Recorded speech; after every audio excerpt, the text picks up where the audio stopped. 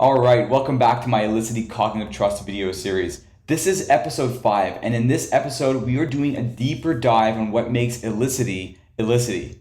We're going to talk about the architecture of Cloud Control Center, our cloud native and cloud delivered control management and policy plane, what makes us stand out in the market today, and how we were able to accomplish such comprehensive identity-based least privilege access security while keeping the deployment model simple to execute and efficient to operate long-term. So let's get started. We have to start at the cloud layer because a lot of the value Elisity provides is baked into Cloud Control Center. As they say, this is where the magic happens. As I mentioned before, Cloud Control Center packages up an all-in-one control, management, and policy plane. This is the heart of the Elisity solution. When you subscribe to Elisity as your identity-based microsegmentation solution, a customer-dedicated Cloud Control Center is spun up and hosted as a service. Customers get the keys to the kingdom, they log in and run through a couple basic initial configurations. Within minutes, you are ready to start connecting your IDP, for example, Active Directory, so that Cloud Control Center is aware of who's on the network, when they logged on and off, what AD groups they are a part of, and any other attributes about the user we can glean from that IDP. Of course, we can then use these learned attributes in policy definition. Cloud Control Center has its own device identity and profiling engine. However, you might also connect Cloud Control Center using simple API-based connectors to other industry-specific device identity engines such as Dragos, Clarity, Metagate, and others, to enrich the asset inventory with additional device attributes that can again be used in policy definition. If you use a CMDB like ServiceNow or Tenable and a SIM like Splunk, this is also where you would initiate those integrations. Essentially, you are populating Cloud Control Center with a ton of information about the users, devices, and applications on your network so that a comprehensive composite view of all your assets can be generated. With all this information available to Cloud Control Center, you can then build incredibly granular identity-based security policies, or you could build some that are super high level and broad. It's really up to you. We make it really easy to build these policies however you want so that security posture you desire for your organization is achievable with low effort. This also allows the Elisity platform to be a universal solution for any type of network, be it medical, operational technology, carpeted space, whatever. It really doesn't matter to us. From the beginning, Elicity's founders had a focus on building a microservices-oriented cloud-native platform that could scale to the largest of enterprise networks with zero disruption to production traffic. So what I'm trying to say here is that we didn't just take some monolithic on-prem software appliance and repackage it as a VM or as an AMI that's equally as monolithic and a massive resource hog. Elicity's microservices architecture allows us to spin up and spin down Cloud Control Center in minutes and scale each individual microservice horizontally and vertically. But the honest truth is that the end user doesn't even realize anything is changing since it's offered as a service and scaling changes are done transparently. I just want to drive home the point that, number one, this was designed from day one for cloud scale. Number two, this was designed to never disrupt the customer network. And lastly, number three, the customer doesn't have to ever worry about deploying, maintaining, scaling, troubleshooting the core of the solution. It's all handled for you. Now that we all know the details about Cloud Control Center, let's move on and talk a little about the on-prem component of Elisity. Remember, everything we do here is software-based, and that includes the component of the platform that lives on-prem that is collecting user and device identity metadata, traffic flows for analytics, and asset behavior for continuous threat analysis. This software also acts as a policy translation layer, receiving the identity-based policies you created in Cloud Control Center and converting them to a policy language that the underlying access infrastructure can understand and enforce on. We call this software Virtual Edge. Virtual Edge is lightweight, pre-packaged, and can be deployed in several different ways. Number one, you could take the software and run it on a switch that supports application hosting. This is what you see here on the left side of the diagram. It's very low effort to deploy the software on a switch. Really, it's a couple fields in Cloud Control Center that you fill out, and a couple commands on the switch to just install the container so that it can reach out to Cloud Control Center and get the rest of its configuration. You can run this software on every single access switch, or you could build a more hierarchical design where maybe an aggregation switch runs the software and onboards all the southbound access switches. If you don't have switches that support application hosting functionality like a 3850 or 3650 or some other vendor switch, or maybe you just want to have a unified design across all your access infrastructure, you could deploy the same software as a lightweight VM packaged up as an OVA that can be spun up on a hypervisor of your choice within 15 minutes. This is the design you see here on the right side of the diagram. A single virtual edge VM can handle many switches in your enterprise network, or you could deploy a multitude of these lightweight VMs to meet very high scale requirements. You can also mix and match these two deployment methods together. It really doesn't affect anything. I want to paint a clear picture on what we are able to accomplish here with this policy abstraction layer on-prem. Number one, you are building yourself a very agile policy architecture for your environment. This abstraction layer essentially allows you to leverage any switch vendor and model that we can onboard and get a ubiquitous policy deployment across them all. I mean, realistically, you could have all sorts of different switches in your environment, and you never have to worry about how to apply a unified least privilege access policy across them. This also means that we can upgrade from one switch model or type to another, and Elisity handles the policy as you migrate. This removes any and all complexity around security policy when doing a switch refresh or switch change. Secondly, the Elisity solution does not care about your logical or physical network design at all. I mean, you could have a completely flat network, everything in a single VLAN, and still get all the benefits of microsegmentation. Conversely, you could have the most complex network with VLANs and private VLANs and VRFs and all sorts of things, and still it does not change the effectiveness of the solution or the complexity to deploy the solution to begin with. Lastly, the virtual edge software I've been talking about injects identity and location-aware intelligence into your microsegmentation implementation. Policy is distributed where the asset is currently active and follows the asset if it moves to another place in the network. Since Elisity is handling the asset attachment functions, Cloud Control Center can quickly pick up if anything has changed in the network and push a new or modified policy for immediate enforcement. You don't have to worry about if IP addresses are changing, MAC addresses are changing, or a new identity event has occurred. This is all taken care of for you by the interaction between our identity and policy engines. I want to dive a little deeper into those engines I just referenced, so I invited Kevin Regan, our Director of Product Management, to do just that. Kevin? Thanks very much, Dana. So one of our important goals for policy at Elisity is to be able to enforce policies to protect devices really quickly. And crucial to that is being able to classify devices with or without users, classify applications rapidly. And we want to be able to deploy our classification functions in existing environments very quickly. So for organizations using platforms like the Catalyst 9K family, Catalyst 3850, we want to be able to enable device discovery in a passive manner rapidly. So when I say rapidly, I mean, we don't want to change configurations of things like access ports because that requires downtime, takes time typically. All right. Have any like requirements for agents or supplicants on the end hosts. And the goal is to make the deployment non-disruptive. And what we're actually using many different attributes or indicators that we want to glean about devices to give us the most accurate way of classifying something. So a variety of things that we'll learn from network devices, a variety of things we'll learn from end hosts themselves based on DHCP attributes, based on what we see from HTTP user agent analysis.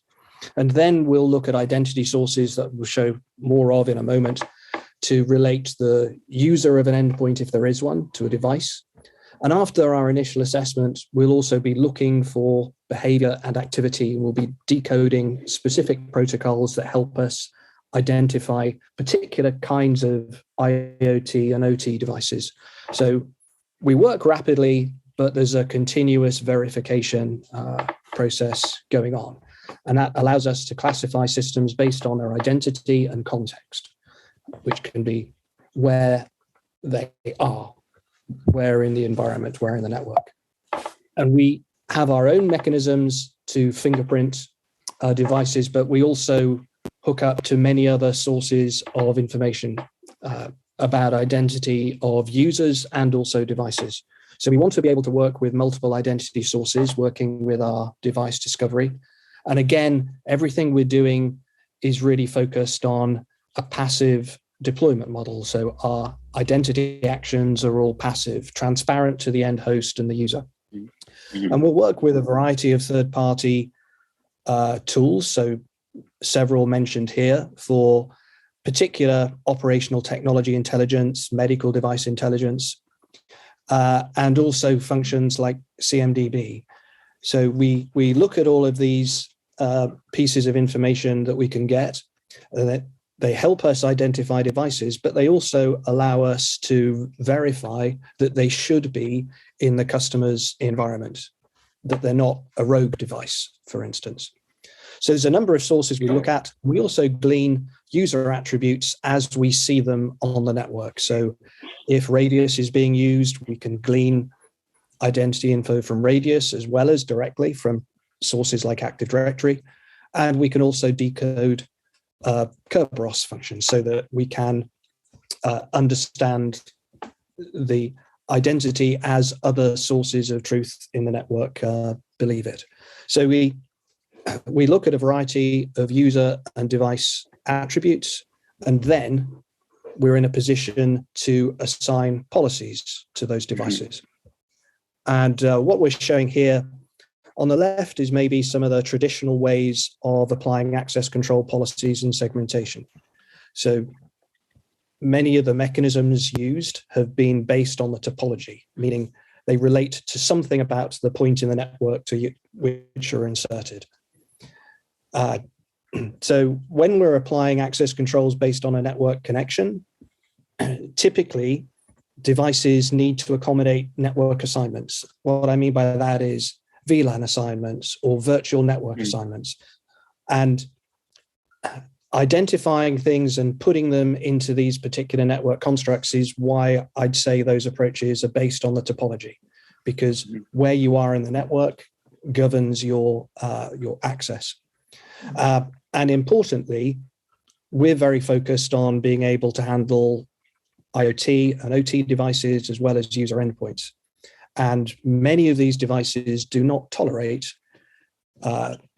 readdressing. They don't tolerate dynamic VLAN assignments. It's fine to do for user endpoints, but can be problematic for operational technology. So we work in a manner that's completely transparent to the end host. So when we classify something, we're just applying a logical business label to something. We are not forcing the endpoint to get a new IP address. We're not changing its network connection. So everything we do works independently of the network design and the topology, hence the term here, topology independent policy.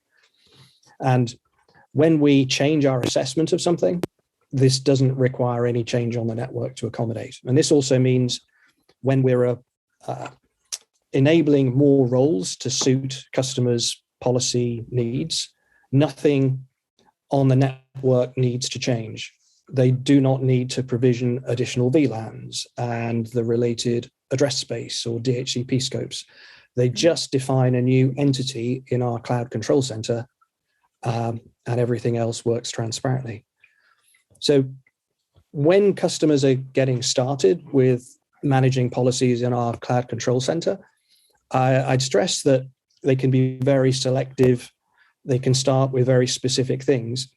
But what we encourage customers to do is focus on their assets in business terms, and we create groups that we're going to use for policy to denote those things. And in this matrix view of policies, we have several representations in the Cloud Control Center. But to explain the concepts, if somebody looks along the top axis here and considers assets that we're protecting, we're controlling access to. What this visualization is indicating is that over a period of time, we might have been looking, or the customer may have been looking at their environment for 30 days. And what they see in this matrix is that there's some cells where different of the groups are interacting.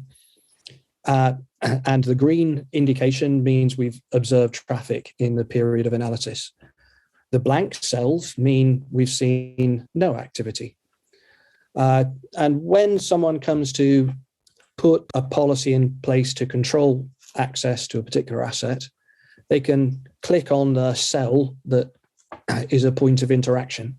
And what we're indicating here is this is all of the traffic we have seen over that period.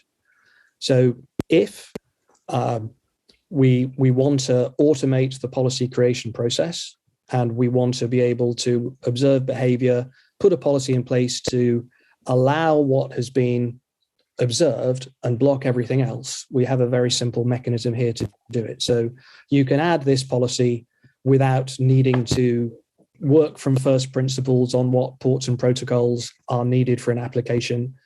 If that's known already, you can just use this as validation. So we're trying to take scope for error out of the equation, and be able to put specific policies in place based on what we see. But I'd also highlight where we see no activity, where we see blank cells in our visualization matrix here. If to the customer that is expected and they do not anticipate any legitimate communication between some of these assets, then that's a candidate for us to quickly put a policy in place to block that interaction. And if the customer's goal is to reduce risk, get to a least privilege access model, so they want to sort of reduce exposure and the risk of malware propagation, these are things that can be done very quickly. And the goal behind our traffic analysis is just to give the customer confidence in putting these policies in place. So we may start off like that in a deployment, and bit by bit, customer can put policies in place to control east-west and north-south flows.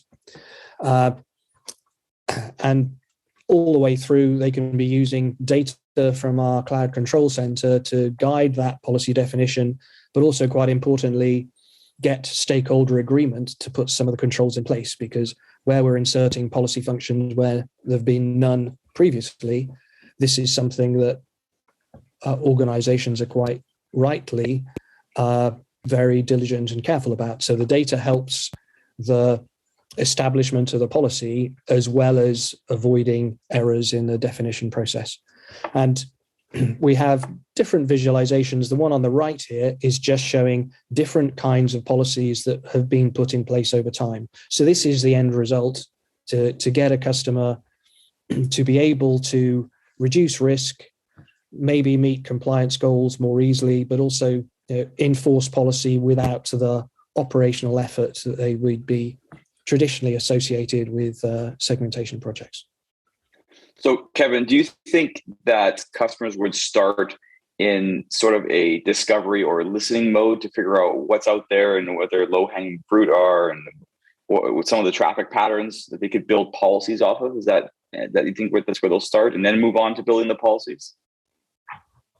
Yes, it's normally very important to work in a discovery mode to make sure there's nothing unexpected, maybe validating what customers already know about application behavior or activity in the environment, but they may also discover some things that they did not expect. And this makes it easy to put a behavioral envelope around what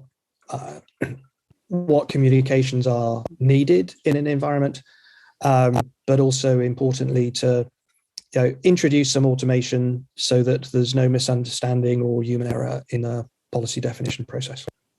And when people are looking at the end result, which I'll expand on a little bit, so this is a view of our graphical policy visualization, and we're hovering on a particular cell where we can show all of the rules that are defined in a given policy. And in this particular example, we're showing a particular east-west example where we've got IP phones talking to other IP phones. So the ability to define this kind of policy is something that is challenging to do with the traditional technologies, VLANs, IP ACLs, etc., because it's very difficult to restrict lateral movement with those mechanisms. So here we can undertake some of our discovery functions to put in place rules to allow just the expected voice communication between these similar devices and block other means of disruption or malware propagation. And exactly the same concept applies a lot to what we can do with user endpoints like laptops. So if there are some applications for collaboration, for voice video, that peer-to-peer communication is expected or allowed, we can allow that. And then we can block many other forms of malware propagation, really, that typically we kind of see when something is compromised. It may be hard to prevent every user endpoint getting compromised, but it is easy to stop the propagation of malware that we have seen follow from that. So a very key part of what we do, and the way we define policies, it doesn't really matter where the endpoints are. Same site, same wiring closet, same VLAN, or a different position in a global network, the same policy model should apply. Yes. So Dana, that's in a nutshell what we do to rapidly classify devices and users and put policies in place to protect them. Okay. Yeah, Kevin, thank you so much. I love that not only is the deployment of this solution pretty rapid, being able to define policies and put that all together and get enforcement in place across your network is also very rapid. So altogether, time to value is a very rapid process. And that's something we're really proud of over here. Okay, thank you so much, Kevin. That was fantastic. It's exactly what I was looking for to show my audience today. That's it for this episode. I hope that you guys join me in the next one. Thank you for listening.